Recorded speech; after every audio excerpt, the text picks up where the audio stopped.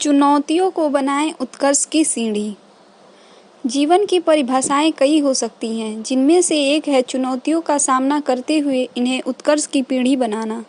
वह जीवन ही क्या जो चुनौतियों से, संघर्षों से भरा हुआ न हो। चुनौतियों के बीच दबकर ही कोई व्यक्ति कुंदन बन निखरता है और अपनी प्रामाणिकता के साथ कालजयी चमक बिखेरता है। बिना चुनौतियों के आराम के साथ ठहरा हुआ, संघर्ष से पलायन करता हुआ जीवन तो समय के साथ जंग खा जाता है और निहित संभावनाओं को साकार किए बिना ही अपनी चमक को खो बैठता है और अंततः मानव जीवन से जुड़े परम सौभाग्य से भी वंचित रह जाता है। हालांकि वह हर चुनौतियों का सामना करते हुए आगे बढ़ना भी कोई सरल कार्य नहीं होता। जीवन में चुनौतियों के आने पर स्वाभाविक रूप से पहली प्रतिक्रिया भय और पलायन की रहती है। लगता है कि जिसे चुनौती अस्तित्व के लिए खतरा बनकर कहर बरसाने वाली है, उसको लीलने वाली है। इस आशंका के साथ बुद्धि अपंग हो उठती है तथा जीवन के निर्णय प्रभावित होने लगते हैं। भय और सुरक्षा से प्रेरित इस मन स्थिति में कई बार व्यक्ति ऐसे अदूरदर्शी निर्णय ले बैठता है जिनके लिए बाद में पश्चाताप करना पड़ता है।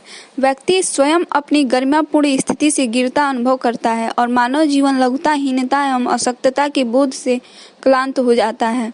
साथ ही चुनौतियों का सही ढंग से सामना न कर पाने की स्थिति में संसार की बेढंगी वक्र चाल में उलझने का खतरा भी साथ रहता है। आपसी मनमुटाव, कलह, क्लेश, ईर्ष्या, द्वेष, विरोधियों की संधियों के भंवर में उलझने की संभावनाएं भी ऐसे में बढ़ जाती हैं। व्यक्ति का जो स्वाभाविक निर्द्वंद विकास होना चाहिए था, वह कहीं अवरुद्ध सा हो जाता है, जबकि प्रकृति के विधान में चुनौतियों का आशय यह नहीं रहता। यह तो व्यक्ति के अंदर निहित क्षमताओं को निखारने के लिए आती है। यदि विवेक और साहस के साथ इन चुनौतियों का सामना किया गया होता तो ये ही प्रगति और उत्कर्ष की सीढ़ियां बन जाती। चुनौतियों को एक तरह से ईश्वरीय उपहार मान सकते हैं, जो व्यक्ति को नष्ट, भ्रष्ट या नेस्तनाबूद करने नहीं बल्कि उसे और मजबूत बनाने आती है। ये व्यक्ति की आंतरिक कमियों, न्यूनताओं एवं दुर्बलताओं को इंगित करने आती हैं, प्रयास की शिथिलता को दिखाने आती हैं, बेहोशी से जगाने आती हैं और अंतर्निहित अनंत संभावनाओं के द्वार खोलने आती है। ये चुनौतियाँ जीवन की अपूर्णता की ओर चीख कर इशारा करती हैं, जिससे कि व्यक्ति आवश्यक पात्रता का विकास करते हुए अंतर्निहित संभावनाओं को साकार करते हुए पूर्णता के पथ पर होशो हवास के साथ आगे बढ़ सके। इस तरह चुनौतियों को अपने उत्कर्ष एवं प्रगति की सीढ़ी कैसे बनाएं, इसके लिए पहला चरण है कि इनको अपना हित चिंतक मानते हुए इन्हें सहस्त्र स्वीकार करें।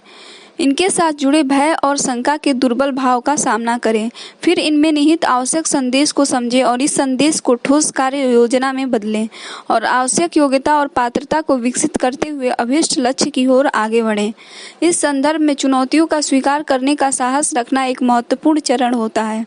साहसिक प्रकृति के लोग ऐसी चुनौतियों का इंतजार करते रहते हैं, बल्कि इन्हें निमंत्रण तक देते हैं और जब ये आती है तो दोनों हाथों से इन्हें स्वीकार करते हैं और जीवन के सफर को रोमांचक बनाते हैं तथा इनका प्रत्युत्तर देते हुए एक सार्थक जीवन की ओर कदम बढ़ाते हैं। किसी ने सही कहा है कि चुनौतियाँ यहाँ जीवन को रुचिकर बनाती है तो वहीं इन पर विजय जीवन को अर्थपूर्ण बनाती है। वास्तव में अस्तित्व के सत्य, धर्म और ईमान को चुनौती देती परिस्थितियों के सार्थक प्रत्युत्तर से अधिक संतोषजनक कुछ नहीं हो सकता। यहाँ सावधानी की भी आवश्यकता रहती है कि ताकि चुनौतियाँ का जवाब देते देते कहीं व्यक्ति स्वयं संसार के विषम प्रवाह में न उलझ जाए। यह ध्यान रखना जरूरी है कि सांसारिक दुर्भाव, द्वेष, जड़ता एवं विकार आदि कहीं स्वभाव की सरलता, तरलता एवं शुद्ध बुद्ध पावन प्रकृति को प्रभावित कर विकृत न कर दें, क्योंकि आंतरिक शांति, स्थिरता एवं संतुलन की कीमत पर पाई गई उपलब्धि या सफलता पर संतोष नहीं किया जा सकता तथा इन पर पुनर्विचार आवश्यक हो जाता है।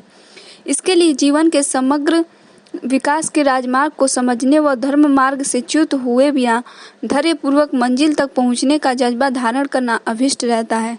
इस तरह चुनौतियों का सामना करते हुए व्यक्ति को एक तरह से दोहरे मोर्चे पर जूझना होता है। बाहरी चुनौतियां जहां आंतरिक दुर्बलता को इंगित कर रही होती है, वहीं स्वभावगत दोष भी ताल ठोक कर सामना करने के लिए महाचुनौती की तरह सामने खड़े होते हैं।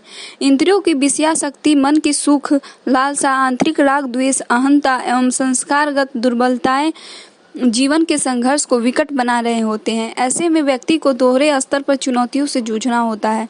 बिना आध्यात्मिक समझ के इनका सार्थक प्रत्युत्तर संभव नहीं हो पाता। मानव प्रकृति की सम्यक समझ यहाँ आवश्यक हो जाती है, जो गुरुजनों के सत्संग, स्वाध्याय एवं चिंतन मनन के साथ विकसित होती है।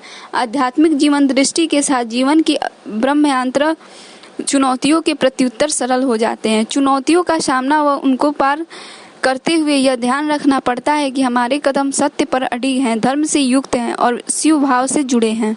इस तरह अपने अंतर मन में ईमान और साथ में भगवान के साथ हर पल का संग रहने पर हर चुनौती जीवन में समाधान का हिस्सा बनती है तथा व्यक्ति के सर्वांगीण उत्कर्ष की सीढ़ी बनते हुए पूर्णता के ध्येय की ओर व्यक्ति को आगे बढ़ाती है।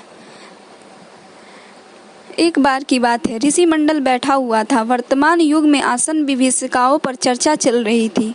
विचार विमर्श के क्रम में प्रश्न उभरा, मनुष्य के समक्ष इस युग में सबसे बड़ा संकट क्या है? जिज्ञासा का समाधान वहीं उपस्थित ऋषि प्रवर ने किया। वे बोले, इस युग का सबसे विषम संकट प्रत्यक्षवाद और परिणामों की त्वरित आकांक्षा ही है। कार्य करने से पूर्व ही मनुष्य लाभ की सोचता है और उसे पाने के लिए किसी भी सीमा तक उतरने के लिए तत्पर है। आदर्शों और मूल्यों का स्थान चालबाजी और कुचक्र ने ले लिया है और अधिकाधिक मनुष्य इस अनैतिकता को ही जीवन का लक्ष्य और उद्देश्य मानते हैं।